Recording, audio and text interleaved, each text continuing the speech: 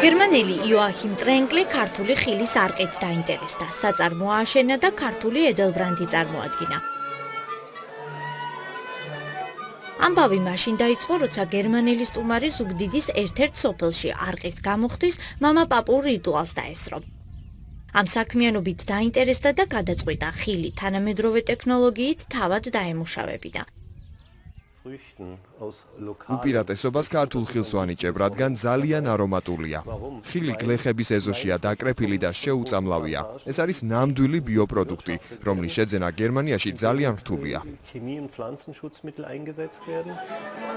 ხილის ახალი ედელბრანდი მალე საქართველოს ფარგლებს გარეთ გავა. მისი წარმოება ამერიკისა და ევროპის სხვადასხვა ქვეყანაში იგეგმება. ძალიან შრომატევადი პროცესია. ხილს ვარჩევთ სათითაოდ, ისე რომ ყუნწიც არ შეყვეს. სასმელი არ შეიცავს ქიმიურ დანამატებს. გამოხდის პროცესის ხელოვნება იმაში მდგომარეობს, რომ ხილმა თავისი გემო და არომატი უნდა შეინარჩუნოს. 100 წლის წინ დადიანებს ევროპიდან გერმანელი მეგობარი ჩამოჰყვა, რომელსაც სამეგრელო ისე მოეწონა დარჩენა გადაწყვიტა. სოფელ ნარაზენში ააშენა საწარმო, სადაც ხილის არახს გერმანელ სპეციალისტებთან ერთად ხდიდა.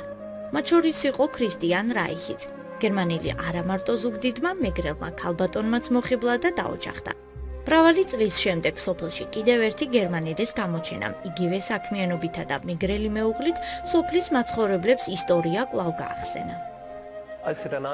ორი ადამიანის ცხოვრება ერთმანეთს ძალიან დაემთხვა. ჩემს მსგავსად მოიხიბლა საქართველოთი და მეგრელი ქალბატონით.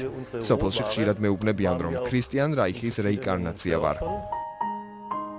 მოსკოვში აბსოლუტურად შემთხვევით გავიცანით ერთმანეთი, ასე ვთქვათ, ძალიან ისე ბანალურადაც და მინდა ვთქვა, რომ ეს იყო პირველი შეხვედრიდანვე, პირველი წუთიდანვე ორმხრივი სიყვარული. Was ich klanglich sehr schön finde, Magram. Dann natürlich კარგად შეევსო, ჩემთვის სიტყვა მაგრამ. Nachwamdis. Okay, Madlob.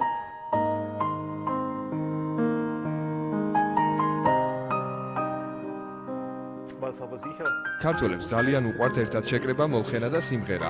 ეს ძალიან მომწონს. დარწმუნებული ვარ, 10 ქართველიდან ყველაზე ცოტა 8 ძალიან კარგად მღერის. გურმანი ვარ და კარგი მზარეულიც. ქართული კერძებიდან მწვადს და სუფხარჩოს გამოვარჩევ. ქართულსაც ხშირად აკეთებს ხოლმე, მაგრამ რაღაცა თავის ფანტაზიით კიდე რაღაცებს უმატებს ხოლმე და ძალიან ორიგინალური გამოსდის მე და გემრიელი. ფაქტი ერთია, ქართული სასმელი, საქართველო და ქართველი ქალბატონები უცხოელებს ძველი დროიდან იზიდავს. Gagi Martos.